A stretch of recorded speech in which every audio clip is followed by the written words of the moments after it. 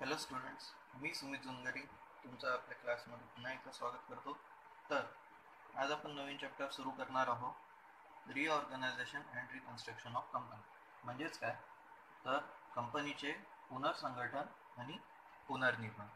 ठीक आहे. तर या चॅप्टरमध्ये आपण बघणार आहोत की कंपनीचे पुनर्संघटन तसंच पुनर्निर्माण म्हणजे काय. ठीक आहे. तसंच कंपनीचे पुनर्संघटन आणि पुनर्निर्माण हे का बरं करावं लागते, कोणत्या परिस्थितीमध्ये करावं लागते. ठीक आहे. तसंच नंतर types of reorganization and reconstruction of company म्हणजेच काय की पुनर्संघटन आणि पुनर्निर्माणाचे ते कोणकोणत्या पद्धती आहे. ठीक आहे. आणि नंतर स्कीम्स और methods of reorganisation of companies. ठीक आहे. म्हणजेच काय की रिऑर्गनायझेशन पुनर्संघटन करण्यासाठी कोणकोणत्या मेथड्स आहेत, कोणकोणत्या स्कीम्स आपण वापरतो ते बघू. ठीक आहे. तसंच यामध्ये कोणते कोणते अकाउंट्स आपल्याला बनवावे लागतील ते पण बघूया. ठीक आहे. What type of accounts to बी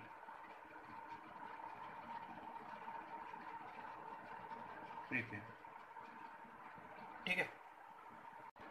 चला तर सुरू करूया. सर्वात पहिले आपण बघूया की रिऑर्गनायझेशन अँड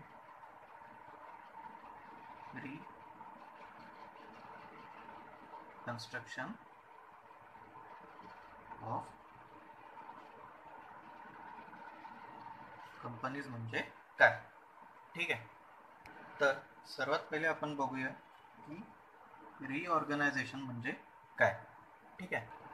तर रिऑर्गनायझेशन म्हणजे एखाद्या गोष्टीला किंवा मग एखाद्या गोष्टीमध्ये सुधारता आणण्यासाठी, त्याच्यात इम्प्रूव्हमेंट आणण्यासाठी त्याला पुनर्संघटित करणे म्हणजे काय की रिऑर्गनायझेशन. ठीक आहे. जसं आपण म्हणतोय की रिऑर्गनायझेशन ऑफ कंपनीज. ठीक आहे. तर रिऑर्गनायझेशन ऑफ कंपनी म्हणजे काय की कंपनीमध्ये सुधारणा आणण्यासाठी त्याचं पुनर्संघटन करणे. ठीक आहे. आता कंपनीमध्ये सुधारणा आणण्यासाठी म्हणजे काय की त्याच्या म्हणजे आपल्या काय म्हणू आपण त्याला की पुनर्संघटन करणे म्हणजे काय कंपनीचं की त्याच्या मॅनेजमेंटमध्ये म्हणा किंवा मग काही अदर गोष्टींमध्ये आपण काय केलं, त्यांना काय केलं, पुनर्संघटित केलं. ठीक आहे. मॅनेजमेंट आहे समजा आता कंपनीची एखाद्या, ती कशी आहे की प्रॉपर मॅनेज करत नाही आहे ती. ठीक आहे. जी मॅनेजमेंट आहे ती कंपनीला प्रॉपरली मॅनेज नाही करून राहिली, बरोबर मॅनेज नाही करत आहे. ठीक आहे. तर मग काय करू आपण, जे मॅनेजर्स आहे किंवा मग ज्या अप्पर बॉडीज आहेत कंपनीच्या, हायर बॉडीज आहेत, त्यांना काय करू आपण पुन्हा रिऑर्गनाइज करू. अशा लोकांना आपण मॅनेजमेंटमध्ये ठेवू की अशा लोकांना आपण त्या अप्पर पोस्टवर, हायर पोस्टवर ठेवू की जे काय करतील की कंपनीला काय करेल, प्रॉपरली काय करू शकतील, ते मॅनेज करू शकतील. ठीक आहे.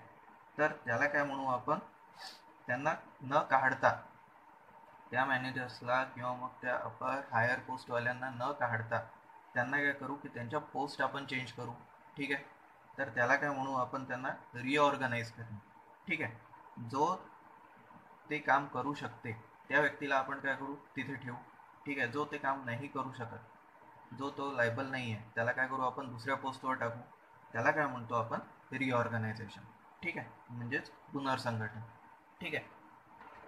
म्हणजेच काय की कंपनीच्या वर्किंगमध्ये, कंपनीच्या कामामध्ये इम्प्रूव्हमेंट आणण्यासाठी आपण काय करतो, रिऑर्गनायझेशन कंपनीमध्ये म्हणजेच पुनर्संघटन करून राहिलो.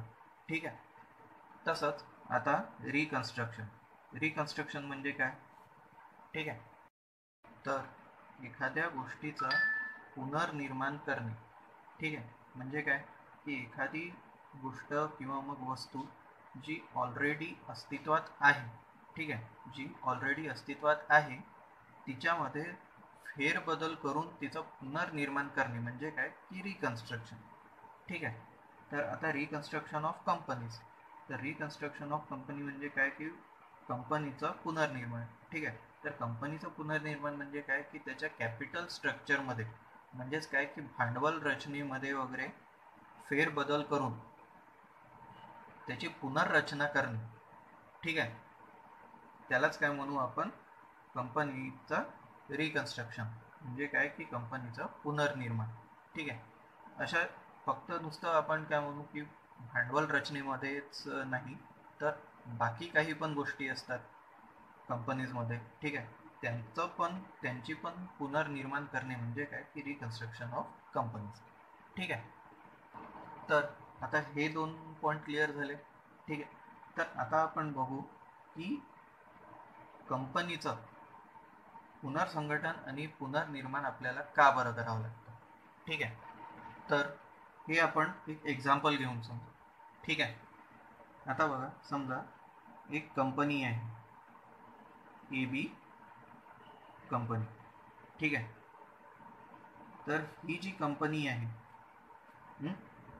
ही कधी बनली, कधी एस्टॅब्लिश झाली, 2016 मध्ये. ठीक आहे. 2016 मध्ये काय झालं, ही बनली. ठीक आहे. तर आता त्याच्यानंतर काय झालं, 2016 पासून काय झालं, हिचं AB कंपनीचं काम सुरू झालं, वर्किंग सुरू झालं. ठीक आहे.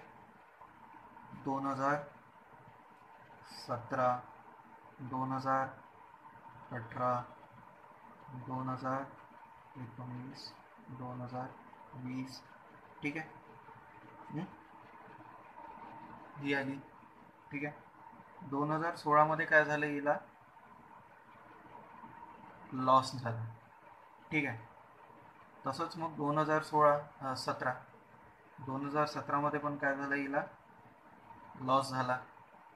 2018 मध्ये यांना काय वाटलं की ठीक आहे, पहिले 2 वर्ष सुरुवातीचे असतात तर होऊ शकते लॉस होईल आपल्याला, कारण काय की कंपनी एस्टॅब्लिश व्हायला, कंपनीचं नाव व्हायला थोडा वेळ लागतो. ठीक आहे. म्हणून आपण प्रॉफिट कन्सिडर करत नाही, त्यावेळेस लॉस होतो. ठीक आहे. तर 2018 मध्ये काय वाटलं यांना की आपल्याला प्रॉफिट होईल. ठीक आहे. पण काय झालं, 2018 मध्ये पण त्यांना काय झालं, लॉस झाला. 2019 मध्ये पण त्यांना काय झाला, लॉस झाला. 2020 मध्ये पण काय झाला, त्यांना लॉस झाला. ठीक आहे. तर हे जे कंटिन्यू लॉसेस आहे यांचे, ठीक आहे, कंटिन्यू 5 वर्षापासून लॉस होऊन राहिला यांना. ठीक आहे. 5 इयर्स लॉस, कंटिन्यू 5 वर्षापासून ही कंपनी काय चालली आहे, लॉसमध्ये चालली आहे. ठीक आहे.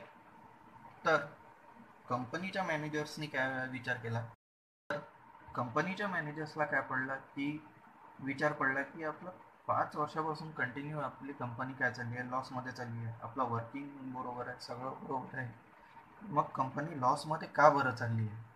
ठीक आहे. तर मेन कारण काय आहे लॉसमध्ये जायचं. ठीक आहे.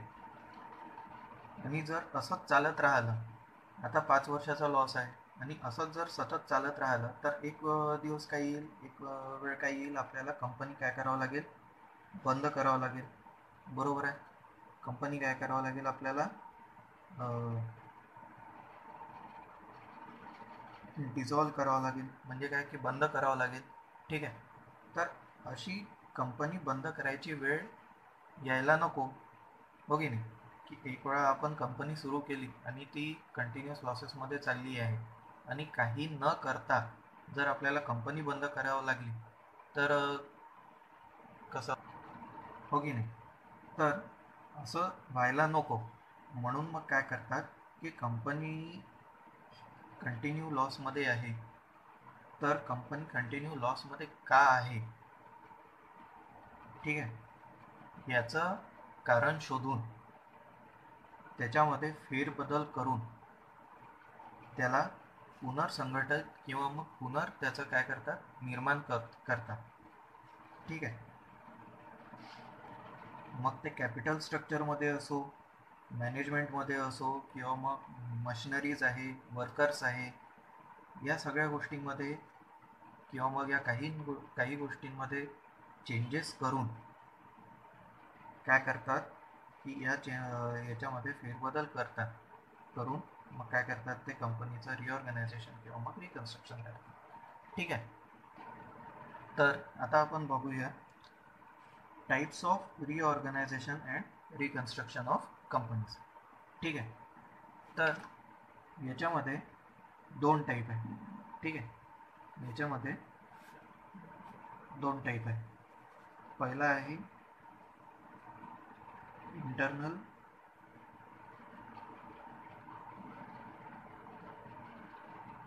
रिऑर्गनायझेशन, तसंच याला आपण काय म्हणतो,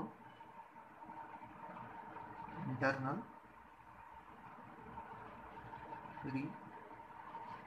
रिकन्स्ट्रक्शन.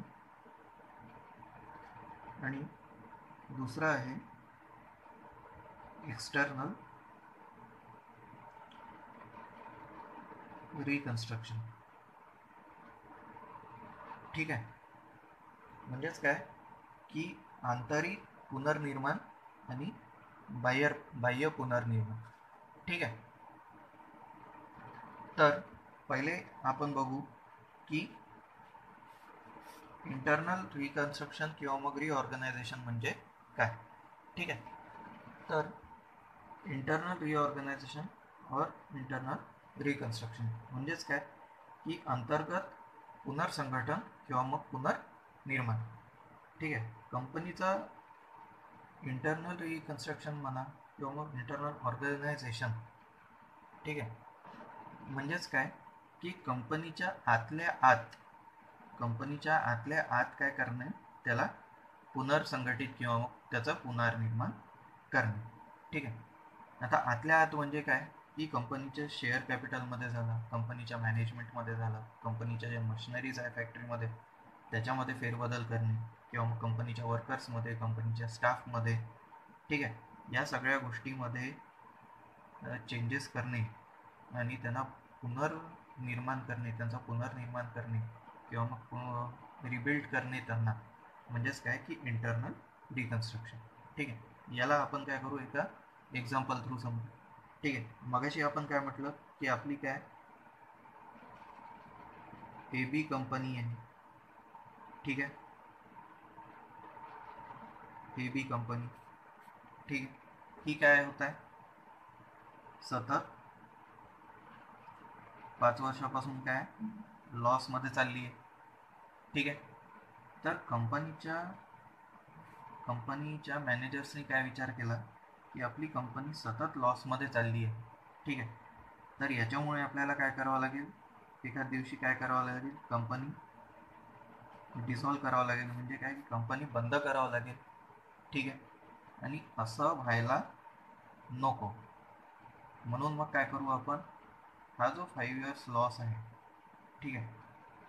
हा जो 5 इयर्स लॉस आहे याला काय करू आपण आता की रिझन, याचं काय रिझन आहे. ठीक आहे. काय कारण आहे याचं, हे 5 वर्ष लॉस का बरं होऊन राहिलं आहे, 5 वर्षापासून आपल्याला कंटिन्यू का बरं लॉस होता, हे शोधून काढणे. ठीक आहे. हे शोधून काढून त्याच्यात काय करू आपण,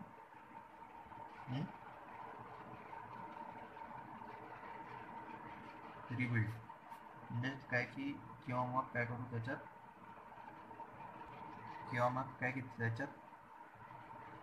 चेंजेस. ठीक आहे. त्याच्यात चेंजेस करून मग काय करू, आपली कंपनी जी आहे ती चांगल्या पोझिशनवर आणू.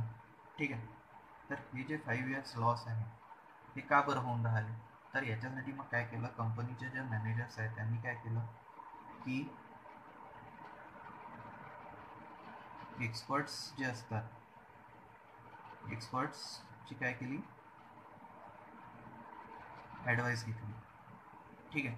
एक्सपर्टची काय केली, ॲडवाईस घेतली. ठीक आहे. तर त्यांनी काय म्हटलं, त्यांनी सर्वात पहिले म्हटलं की तुम्ही आम्हाला तुमच्या कंपनीची बॅलन्स शीट दाखवा. ठीक आहे. Show balance sheet. त्यांनी काय म्हटलं की तुम्ही आम्हाला तुमच्या कंपनीची बॅलन्स शीट दाखवा. ठीक आहे. तुमची कंपनी 5 वर्षापासून सतत 5 वर्षापासून काय की लॉसमध्ये चालली आहे, तर पहिले तुम्ही आम्हाला तुमच्या कंपनीची बॅलन्स शीट दाखवा. ठीक आहे. कंपनीची बॅलन्स शीट दाखवली, ठीक आहे, ही कंपनीची बॅलन्स शीट आहे, ठीक आहे. तर त्यांनी जेव्हा बॅलन्स शीट बघितली, ठीक आहे, तर ते काय म्हणाले की तुमची जी बॅलन्स शीट आहे कंपनीची ती काय आहे, चुकीची आहे, ठीक आहे. म्हणजे काय की तुम्ही ज्या एंट्रीज केल्या आहे काही त्या काय आहेत, चुकीच्या आहे, त्या तुमच्या बॅलन्स शीटमध्ये असायला नको, ठीक आहे. तर या बॅलन्स शीटमध्ये काय करावं लागेल, आपल्याला चेंजेस करावं लागेल, ठीक आहे. तर कोणकोणत्या ज्या एंट्रीज आहेत त्या चुकीच्या आहे म्हणाले ते, की ही जी गुडविल आहे, ठीक आहे, गुडविल जी तुम्ही तुमच्या बॅलन्स शीटमध्ये असेट साईडला दाखवली आहे ती कशी काय येऊ शकेल.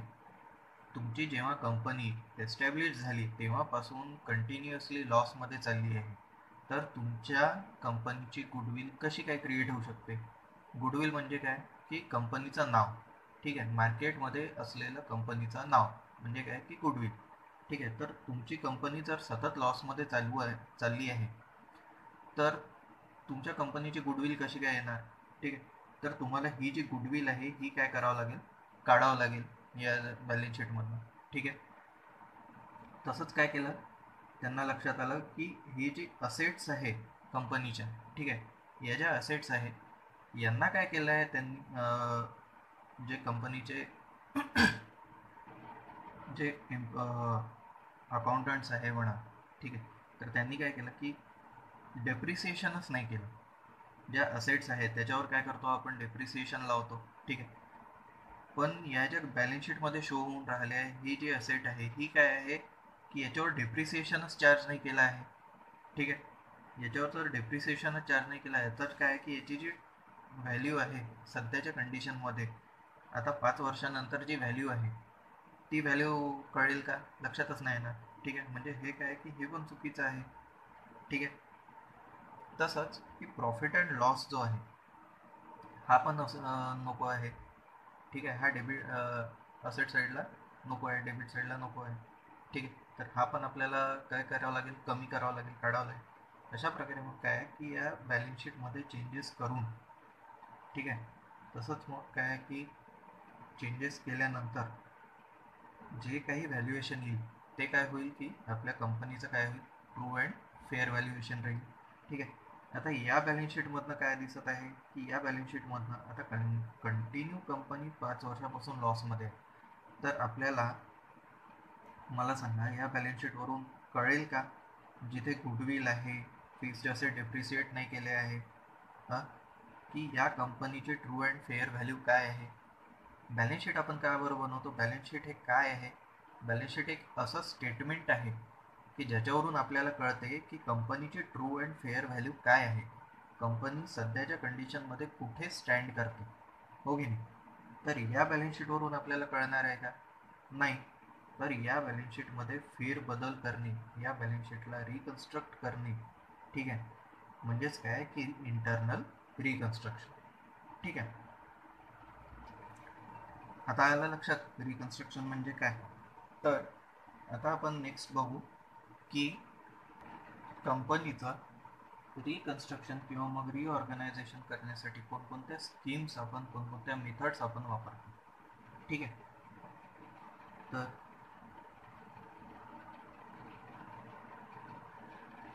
स्कीम्स और methods of reorganization, sorry, internal reorganization or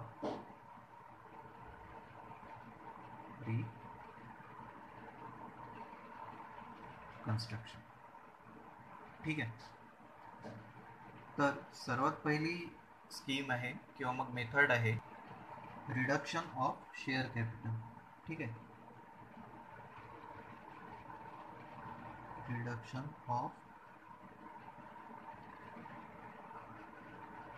share capital म्हणजेच काय की कंपनीचे भाग भांडवल कमी करणे, ठीक आहे, कंपनीचे भाग भांडवल कमी करणे, ठीक आहे. जसं काय की मगाशी आपण काय म्हटलं की बॅलन्स शीटमध्ये आपल्याला या सगळ्या गोष्टी ज्या आहेत या सगळ्या गोष्टी आपल्याला काढायच्या आहे, ठीक आहे. गुडविल, याच्यात परत डेप्रिसिएशन वगैरे ॲड करून त्याच्यात चेंजेस करायचे आहे, हे कमी करायचं आहे. ठीक आहे. तर हे सगळं कमी केल्यानंतर आपली बॅलन्स शीट पण टॅली झाली पाहिजे. ठीक आहे. त्यासाठी मग काय करावं लागेल आपल्याला, इकडे शेअर कॅपिटलमध्ये पण काय करावं लागेल, चेंजेस करावं लागेल. ठीक आहे. शेअर कॅपिटलला काय करावं लागेल आपल्याला, कमी करावं लागेल. ठीक आहे. तर फर्स्ट आहे रिडक्शन ऑफ शेअर कॅपिटल. नंतर सेकंड आहे अल्ट्रेशन ऑफ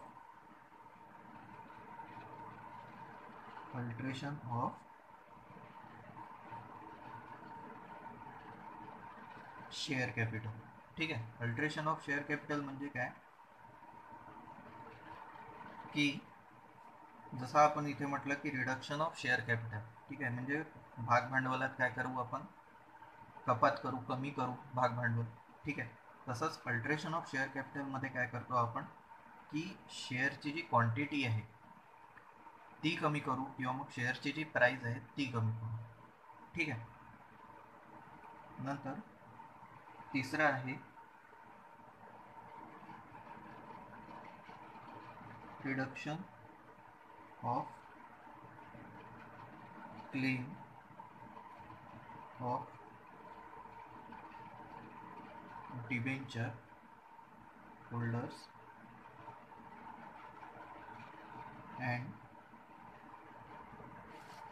and